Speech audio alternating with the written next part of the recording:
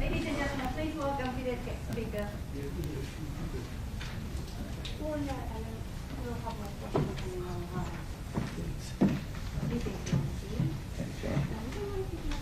Yes, absolutely. Respect. 写真撮る方いらっしゃったらどうぞ前の方進みになってください。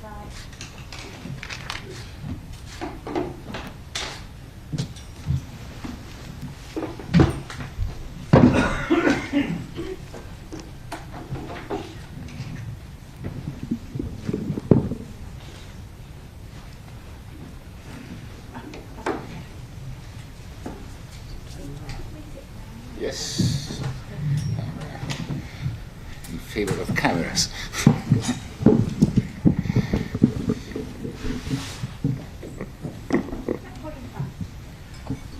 Okay. Ladies and gentlemen, welcome to the Foreign Correspondents Club of Japan. My name is Martin Kölling. I'm East Asia correspondent with the German financial daily Handelsblatt, and I'm the moderator of today. And it's my great pleasure to introduce a fellow European, Stefano Sannino. He is Secretary General of the European Union's European External Action Service, which is kind of equivalent maybe to the Foreign Ministry in Japan. Maybe you can correct me on that. And a little bit of defense as well. Okay, maybe this is where the external action comes from. It's a very timely event in my view. The tensions in Europe are rising again now that Germany decided to basically export Leopard tanks to Ukraine. There are more tensions to be expected in Europe. The German foreign minister yesterday said that basically Germany is at war with Russia. Which is a quite controversial remark in Germany. And now, of course, the European Union also is involved in this matter, but also looks increasingly to East Asia and the Indo-Pacific to increase its links to like-minded countries in this region. As far as I understand, Mr. Sannino was here not only to speak with the Japanese Foreign Ministry, but also to talk with representatives from four Asian and Oceanian nations, which are South Korea, Japan, Australia, and New Zealand. And this is a very interesting mix of countries that are talking together with the EU about the situation in the Indo-Pacific. So Mr. Sannino was previously Deputy Secretary General for Economic and Global Issues at the same organization, but originally is a diplomat from Italy. and he was ambassador to Spain and Italian permanent representative to the EU before. Okay, thank you very much for joining us today, and without further ado, I would like to open the floor to your speech, to your introductory remarks. Thank you very much, and if I may, also an official of the European Commission, and I'm also very proud of this double hatting that I have worn for many years. So it's I have sort of embodying the two souls of the European external projection. Thank you very much for joining me this morning. Thanks for hosting me here. Essentially, I think that you need to see this mission against the background of the new geopolitical landscape that we are all facing. There is more and more a situation where the challenges that the world is facing have become global. If you think that the security of our countries, this is not something that you can isolate and take in isolation. You have to see them in a global perspective. On the one hand, we have seen after the Russian aggression against Ukraine the reinsurgence of the conventional threats, but alongside with this, we are also experiencing many transnational and I would say transcontinental threats when it comes to cyber, when it comes to the instrumentalization of policies, when it comes to the challenges on the space or on the maritime challenges. And the security theater more and more has become one. And again, I mean, from that point of view, it's, I think, completely overcome the division between the different regions of the world, Europe, Asia, Americas, because we are essentially all, again, as I was saying at the beginning, facing the same kind of challenges.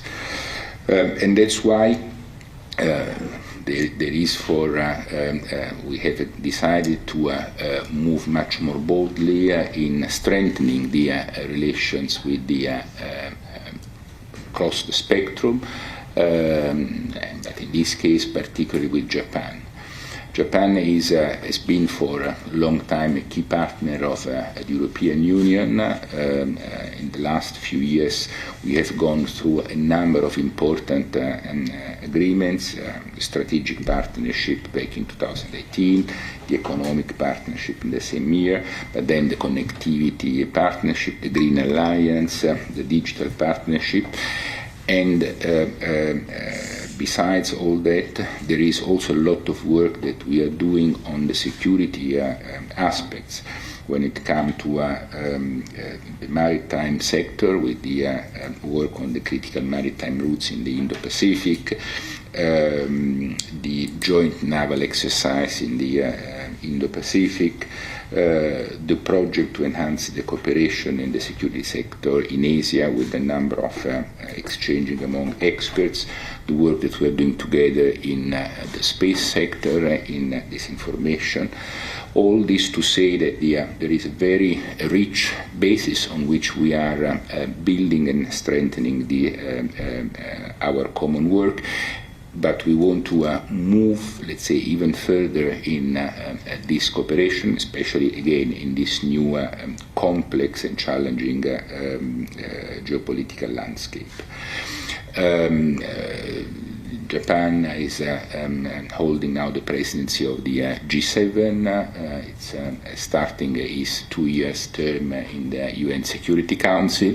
So also from that point of view, it becomes central in the global strategies that we will need to develop. And it is interesting also to see which is the focus on the work in the context of the G7, and I would highlight in particular the issue of economic security, but also the projection towards third countries.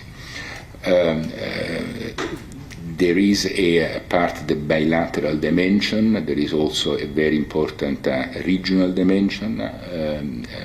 The European Union has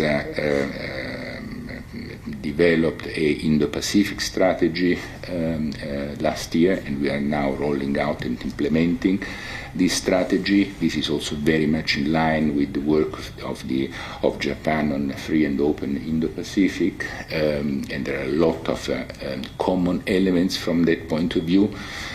And it is also in this context, as it has been mentioned, that we have agreed to have also part of the bilateral consultations, also a first meeting with the colleagues not only of Japan but also of South Korea, Australia and New Zealand, sharing again the same preoccupations for the perspective of the security in this region. Last point that I would like to mention is that we have seen also with great interest the new strategies, the national security strategy, and the defense, the national defense strategy that are projecting Japan very much into even more active external dimension, and that's, I would say, also it's very much in line with the work that we are doing in the European Union, and I would refer in this context to the strategic compass, which is the new security doctrine that we have developed last year, and that we are also rolling out in this period. So a lot of convergence, a lot of common work, and this is true at the governmental level, but I would like to mention also the contacts that I'm having with the representative of civil society, both with the think tank community, the universities, but also with the representatives of civil society dealing with gender issues and LGBTIQ+ issues. So it has been a very rich program. I still have half day to go, and today they have still a number of meetings, but very fruitful, that are giving the sense of the common sense of purpose that we have with Japan, and on which we want to build the future of our relations. Okay, thank you very much. And before I open the floor to questions, I would like to ask one question myself. Could you expand a little bit more on this meeting with South Korea, Japan, Australia and New Zealand? Is this a new format, or is it just by chance? What are the reasons for the choice of these partners, and do you think that this will become a more permanent fixture in your diplomatic schedule? Would me to answer? Yes. Okay. I would say it's a relatively new format. In the sense that we have not had before in this context. We had bilaterally the European Union with all these countries, very developed partnership, but we wanted to, we thought it would be interesting to, let's say, to check our common agenda, the way we are assessing the challenges that we have in the region and beyond, and how we could work more together to face these challenges. The reason, I would say, it's quite evident. The security of our countries is become much more fragile. And again, the aggression against Ukraine is showing this in a very graphic way, and the risks of potential complex situations and how we can face this together. We share the interest of defending a rules-based international order, and we would like to make sure that all the countries abide by this rule that we have agreed among ourselves. and to which we all have agreed to abide by. We will continue working in this context, in this format. We will try to give even some more substance. We have identified a number of potential areas of cooperation, so we will see if this is developing into let's say, a substantial architecture that can bring us together in areas of common interest. I'm thinking about digital, I'm thinking about cyber, and about other areas where, as I said, connectivity, where we have common view and common perception of how move our agenda forward. Mm-hmm. So when can we see whether there will be more results? I mean, we started yesterday, so we will work on that. I mean, we will see. I mean, we have agreed to define a more specific agenda. We have identified a number of areas, some of those that I have mentioned now, and we will have our let's say, experts working on this, and we have committed to meet again, possibly physically, in the coming months. Oh, so it's moving. Okay. Okay, then I will open the floor to questions to journalists first. Any questions from journalists here in the room? Yeah, please come to the microphone and identify yourself by name and affiliation. And you can ask as many questions as you wish. Not so many here today. Hello, my name is Shoichiro Takeuchi from Nikkei. Very nice to meet you. I have a question regarding the situation in Ukraine. So regarding the latest developments in arms supplies to Ukraine, mainly from the US and European countries, do you think the level of the military support from the West have moved to the next stage amid the war since to enter its second year? Will this be a key to put enough pressure on Russia?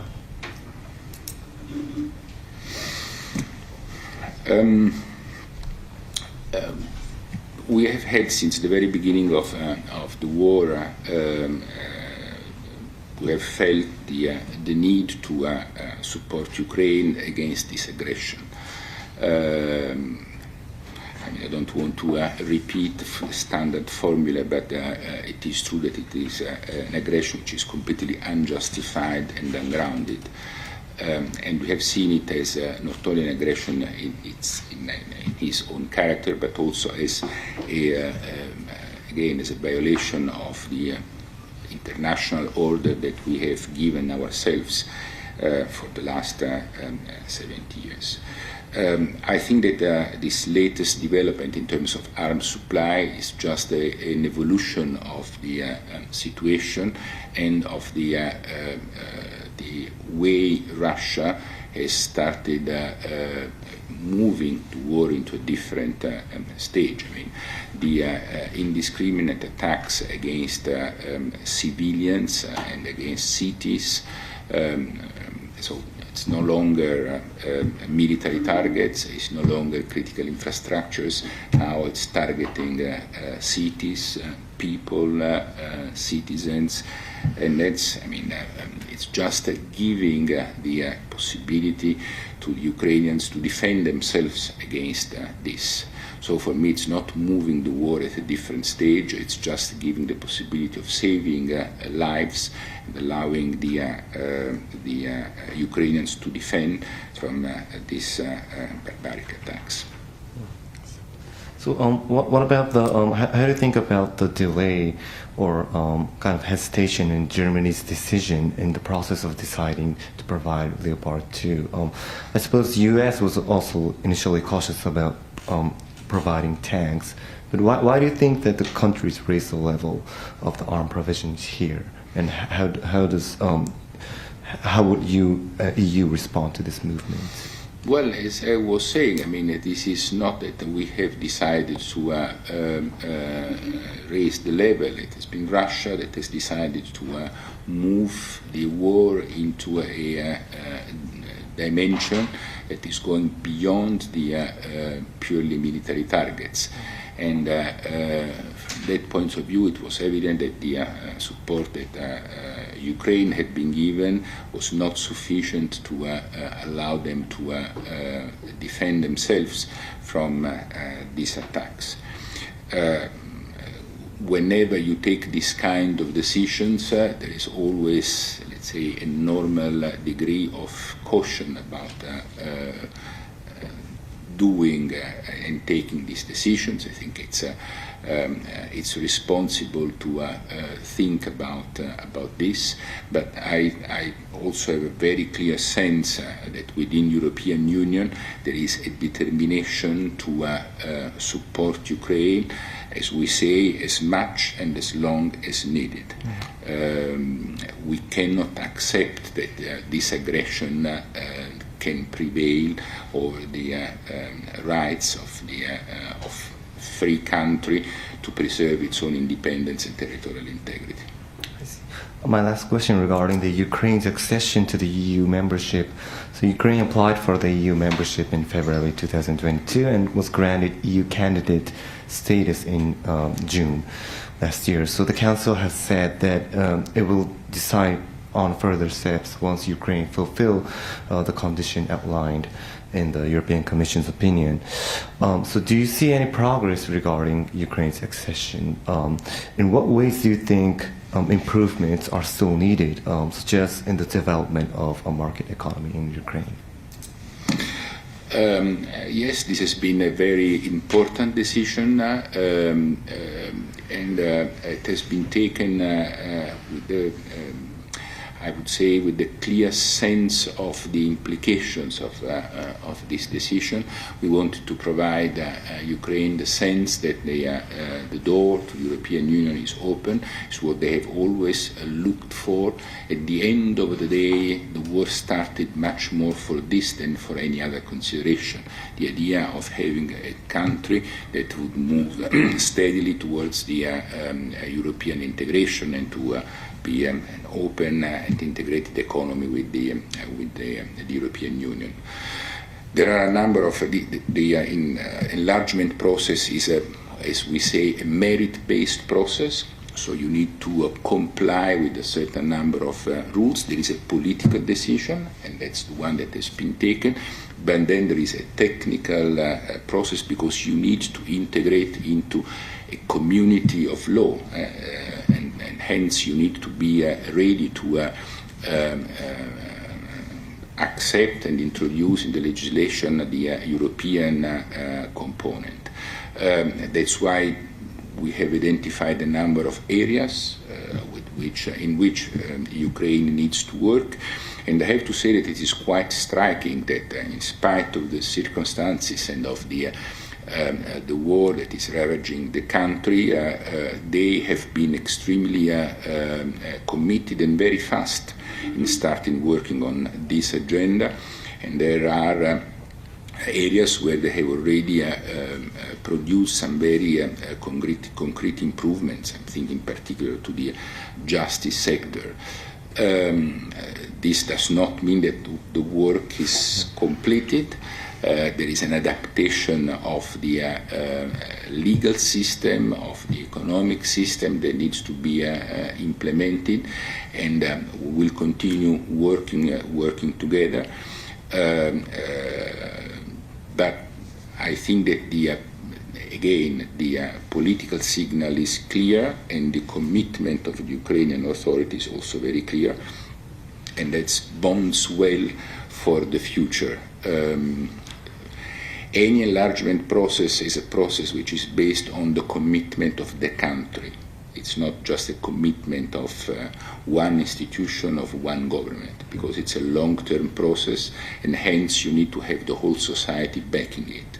And once you have it, as we see it happening in Ukraine, the process can move much more steadily than when societies are more uncertain about their future positioning. So I'm confident that this will happen and will happen rapidly. Thank you. Rapidly means in terms of accession? It's not, I mean, I'm saying rapidly because, as I say, I mean, if you look at the other enlargement processes, the problem starts when you have a lack of agreement within the political spectrum. And then you have, let's say, going back and forward. I mean, but if you have a linear process where you are adjusting, it takes the time that it takes, because, as I said, it's not only a political decision. The political decision is the first step, but then it's a technical work that needs to be done, and you need to adjust the legislation to provide a track record, and that takes time. So it's a question of years, not months.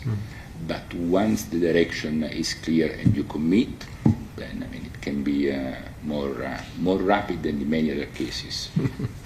So, according to recollection, what was the fastest process?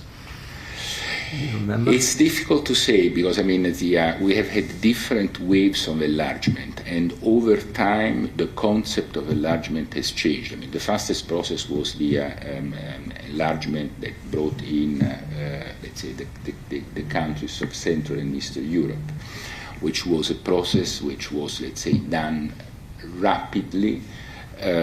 But then progressively we saw that the rapidity was against the effectiveness, and it was creating tensions in these countries because of their capacity to, let's say, stand the impact of the European legislation, of opening the economies, of liberalizing, of not having state aids which were supporting the economy, and so on. So we have tried to create a path which is maybe a little bit longer, but then can allow the countries, once they are in, to avoid problems in, let's say, for their own progress in the European Union. And so the process has become longer, but more effective. Thank you. I would also like to come back to the Ukraine war. You mentioned that the EU will support Ukraine, will lend as much support as needed and as long as it's needed. For what goals? So what are basically, who decide what is, when the need is basically fulfilled, and what are the goals that you think should be pursued? Well, I think that the goal is very evident. It's not to allow the Russian aggression to succeed. We have been supporting Ukraine because we believe that this aggression is, again, is completely unjustified. And hence, as long as this aggression lasts, then we will continue supporting Ukraine. Yeah. In the borders of when? That's, I mean, you have to ask Mr. Putin when he wants to stop it. And, but I mean, there are always talks about a possible solution by negotiation. But this is a question that is coming back regularly. I mean, President Zelensky has presented a 10 points peace plan, where he's identifying a number of elements for peace to take place. And one of these points, which I think is the basic one, is the withdrawal of the troops from Ukraine and the recognition of Ukraine in its territorial integrity. And that's the basic point. The point is not having a peace which is a capitulation. The problem is having a just and a durable peace, which is respecting the rights of a sovereign country. Because otherwise, I mean, we are rewarding aggression, and we are opening and giving an example to other countries that could think that they can do whatever they want, because at the end of the day they can along with it. just because they have the strength to do that. So the international community is mobilized to show that aggression does not pay. Mm. Good. Another follow-up, just to clarify a few issues you brought up. You mentioned that this is basically the delivery of tanks is an evolution, but isn't it also a new quality? I mean, tank is not necessarily a defensive weapon against drone strikes. They might be used for more offensive actions. So don't you think that this also means a real new stage, not only in EU support, but also from the Russian side, that the Russian side sees this as a new stage? Once again, I'm sorry, but it's the other way around. It looks like that, I would say now the defender is the attacker and the attacker is the defender. So we are getting things wrong, I mean, in the sequence. Putin has moved from a concept of special operation to a concept now of a war against NATO and the West. And he has moved from a concept of having a limited number of troops, limited up to a point, but it's a limited number of troops, to a partial mobilization, and now essentially is put in the ground of a general mobilization. He's bringing into the picture 300,000 people in a sort of meat grinder. I mean, that's the new reality that we are facing. It's not that I would say it's only drones.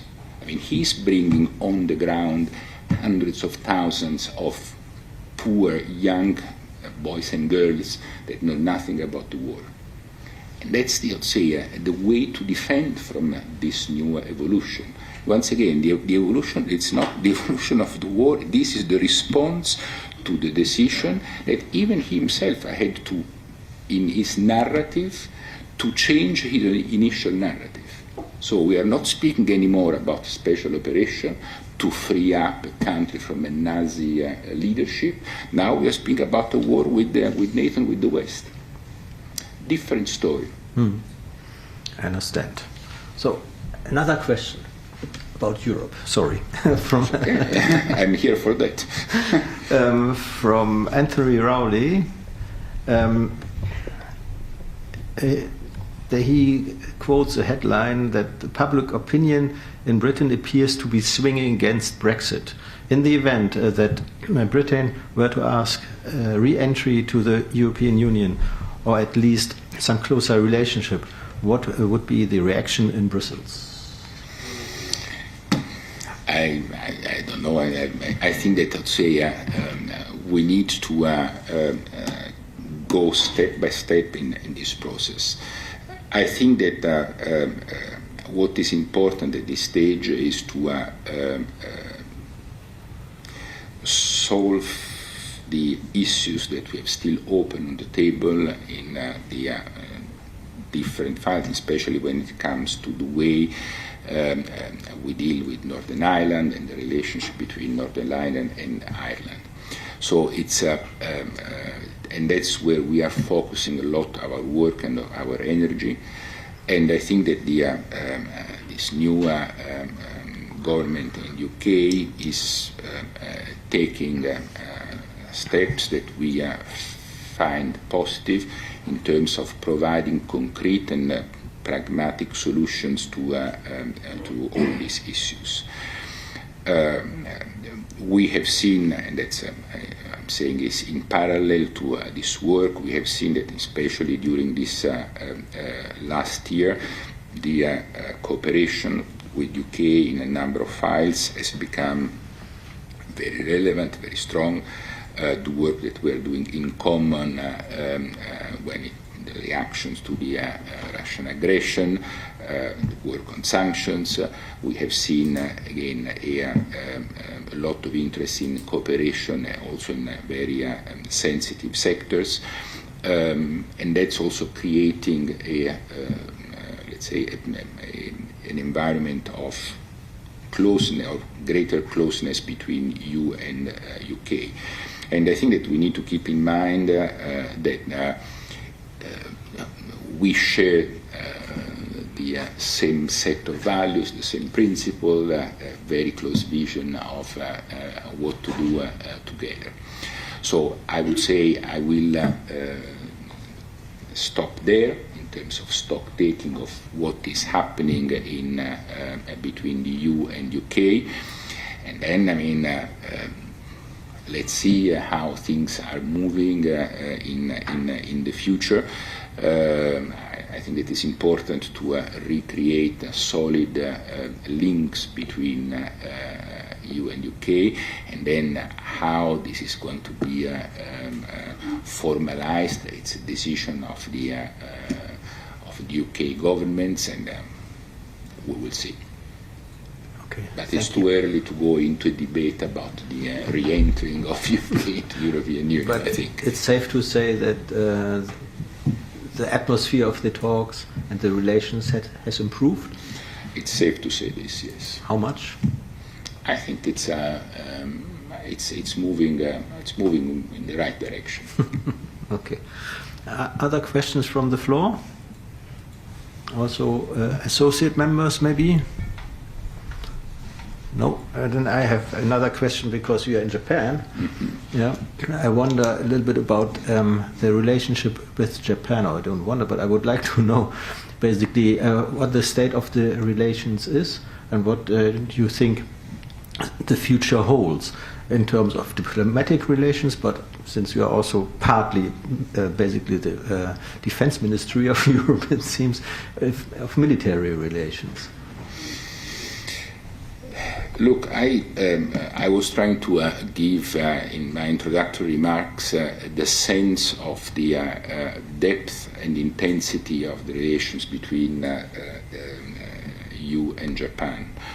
And I think that from all points of view, Japan is a key partner of the European Union, sharing vision regionally and globally. I was mentioning different kind of partnerships in all this. When I speak about connectivity, green, digital, Japan has been the first third country to sign these partnerships and to develop these partnerships. We are working also on the participation of Japan to Horizon Europe and to the research area that we are developing. Which is Horizon Europe? Horizon Europe is the research program of the European Union. We bring together researchers from not only the European Union but also from third countries that are treated exactly in the same way as our own researchers, and we develop research projects together. And it's one of the most successful projects of the European Union. You can ask Ambassador Paquet, who was in charge of this in his previous life incarnation. And he has done a fantastic job to bring this project to new heights. All this to say that there is a very solid ground in all these different areas, the strategic partnership, the economic partnership. So all this is working, and we are rolling out plans to give much more substance to all this. But we are rightly speaking about the other sectors. I think that now. Being from in particular from the European Union, I would focus more on the term security rather than defense, because when you speak about defense, you think much more about military aspects. And from that point of view, even if we are developing this dimension, and as I was saying, we are the foreign ministry of the European Union, but we are also the defense ministry of the European Union. Now, the concept of defense security, I think, over time has changed substantially. The conventional dimension has come to the fore significantly with the aggression against Ukraine, and that has taken, let's say, strength again. But in parallel with this, the concept of security is much broader and is covering a number of other sectors. cybersecurity, disinformation, manipulation of information, interferences, again, instrumentalization of policies. See what has happened with energy, or what had happened before with Belarus, how was instrumentalizing migration, which bringing us also to the issue of economic security and how to implement the economic security for our countries.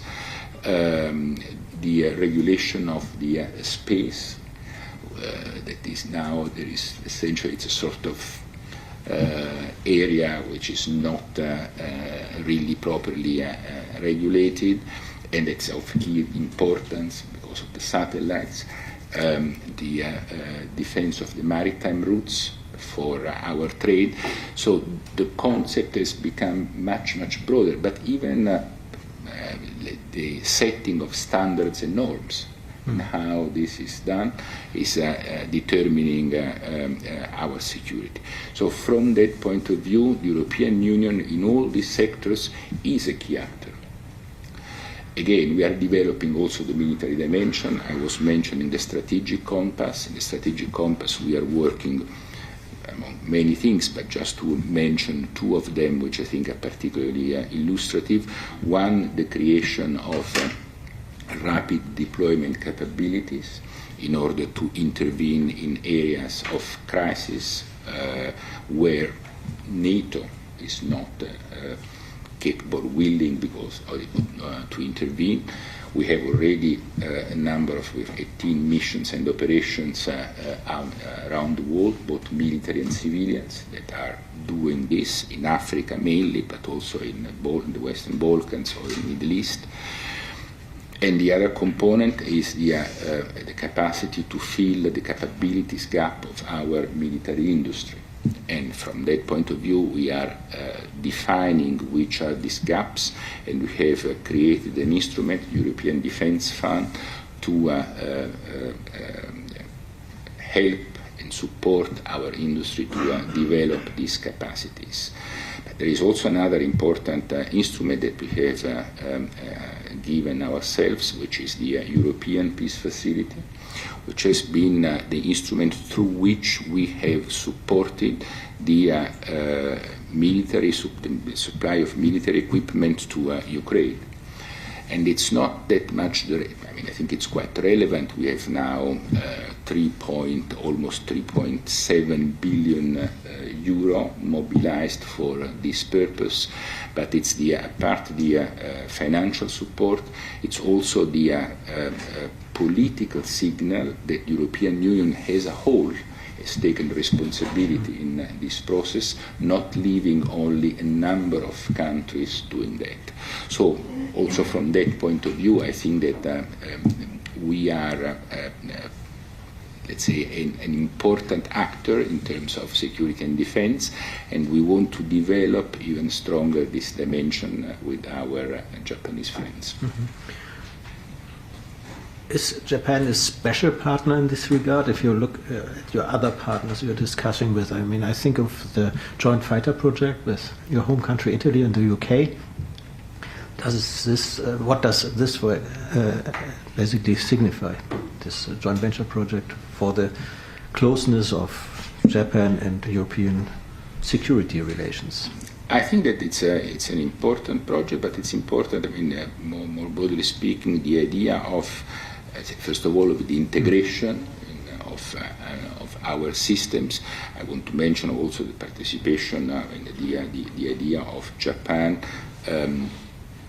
working more closely with NATO with the tailored partnership program, which I think it's another important component. Again, it's the integration, but I think that beyond that, it's the political assessment that on which all this work is based, political assessment that we share the same concerns and that we share the feeling that we need to work together in order to face these challenges. Mm. You talked about NATO. We had the former Japanese defense minister Ishibashi Gallo speaking here at the club I think it was last week, and he mentioned NATO and even thought loudly about a distant possibility of Japan joining NATO. So what is the importance of the current outreach of Japan to NATO? At what stage are we, and what are the possibilities of this connection, of this relationship? I mean, it's not for me to speak about NATO. I mean, we are working very closely together, but still we are two distinct organizations. So I will leave this to the NATO colleagues. Understand that you will be hosting, Japan will be hosting in the coming days, I think, the Secretary General of NATO, Jens Stoltenberg.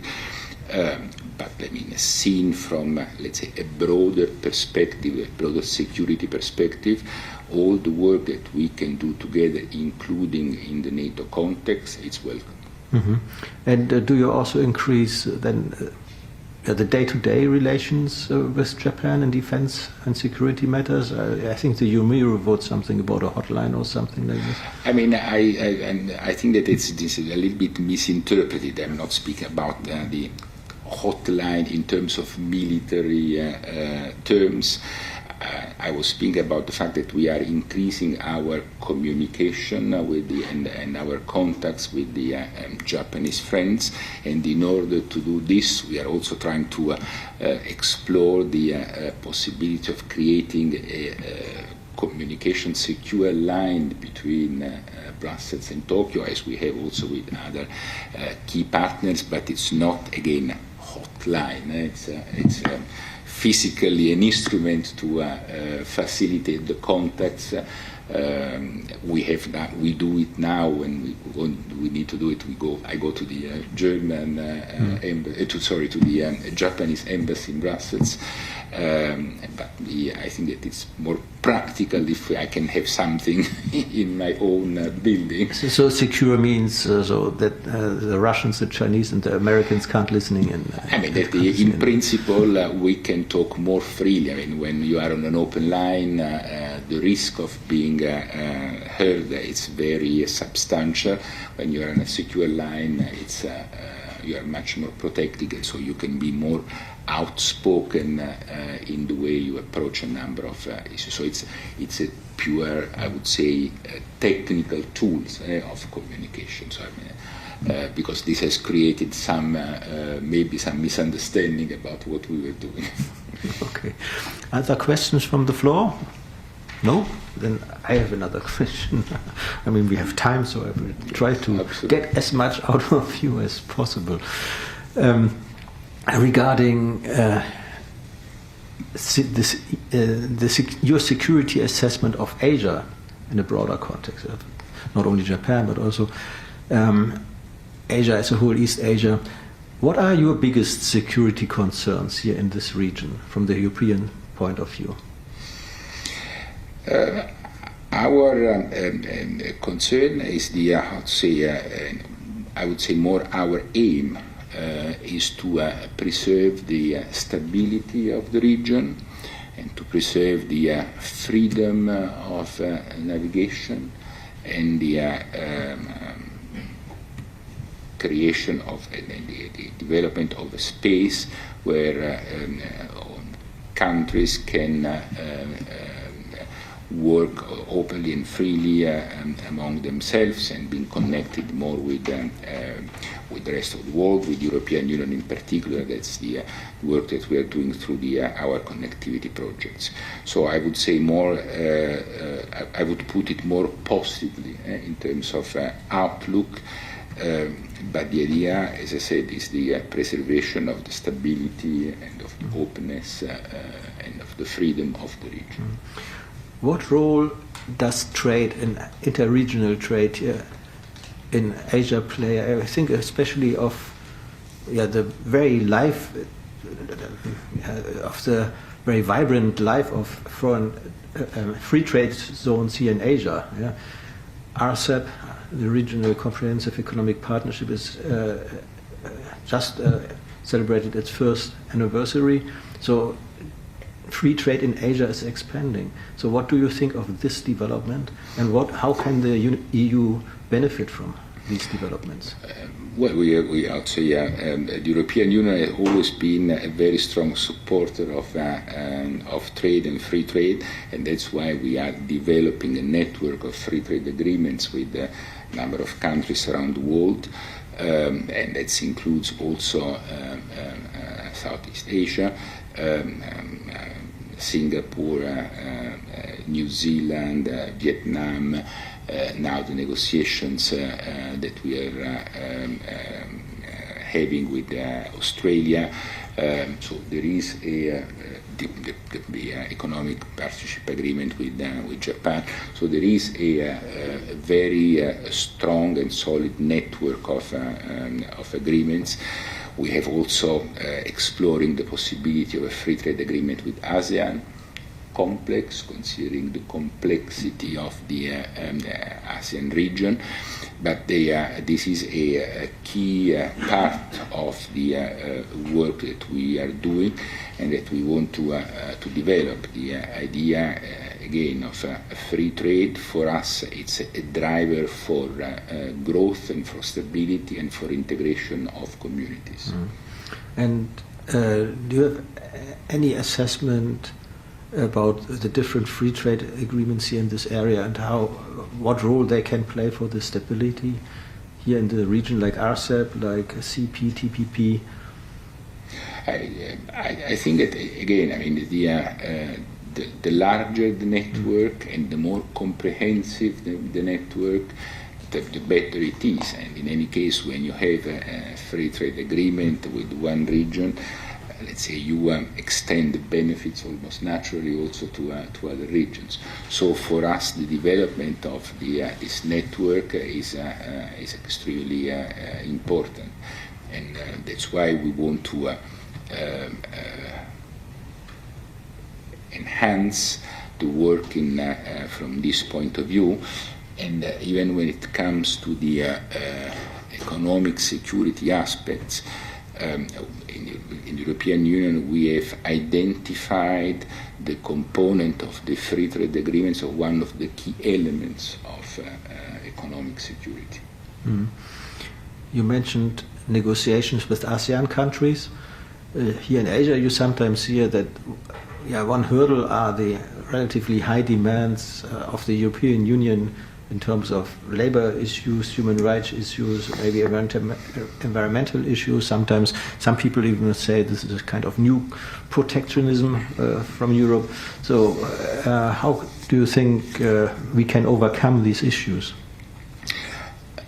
All our work is based on a set of principles, and I think that as we have seen, for example, in the green area, the environmental standards are essential if you want to preserve our planet. I think that we all have an interest to create, let's say, and to accept conditions where, I don't know, we authorize child labor or accept the idea of child labor. We are not, let's say, inventing standards. We are just applying international standards, which comes from the International Labour Organization, the standards in the environmental sector, because we think that trade has also to be sustainable. And otherwise it becomes predatory, and the effect is that you are just drawing on the resources of a third country without creating wealth for everybody and conditions for growth in all countries. So I think that as we are doing also in the connectivity sector, we are not putting conditions, but we are creating conditions for a sustainable growth. And that's our main driver. And I think that when it comes to trade, there is a reciprocal interest in moving in this direction. After our trade agreements, normally speaking, I mean, there is a growth of the GDPs on both sides, so it's a win-win and a win-win solution. I think that what we need to distinguish, if you want to go into the point of the protectionism, is we need to distinguish the idea of protecting, not of becoming protectionist, because it is true that the level playing field, it's something that needs to be ensured on both sides. Otherwise, we run the risk that the openness of our societies is being abused by some countries. And I think that the work that we have been doing in the last few years when it comes to the open strategic autonomy, the concept of the screening of the investments or the movement to have anti-coercion measures, it's important to readdress these imbalances and to create a level playing field. But again, I mean, we need to have in mind that our efforts are not that of creating walls or barriers, but just, let's say, avoiding the abuses of our openness. Okay, thank you very much. Our time is almost up. I don't think we have to extend it. Yeah, thank you very much. Please give our guest your hands. Thank you very much for your answering all the questions. And yeah, it is common in our club. We also prepared a 1-year honorary membership. As you said that you like to come to Japan, maybe also in a private capacity, you are welcome to join us at the bar. Thank you very much. Thanks a lot. Thank you. I think I will use it because I'm planning to come back. Please give us, especially before I forget it. Then in that case you should drop me an email. But to be able to do that, I have to give you my card. Yes. Where's my card? Oh, really? Especially in Japan, it's a very bad thing. But I would be happy if you put me into a mailing list, so when you come back, please give me a call. Pleasure. Thanks a lot. Thank you. Thanks, everybody. Bye.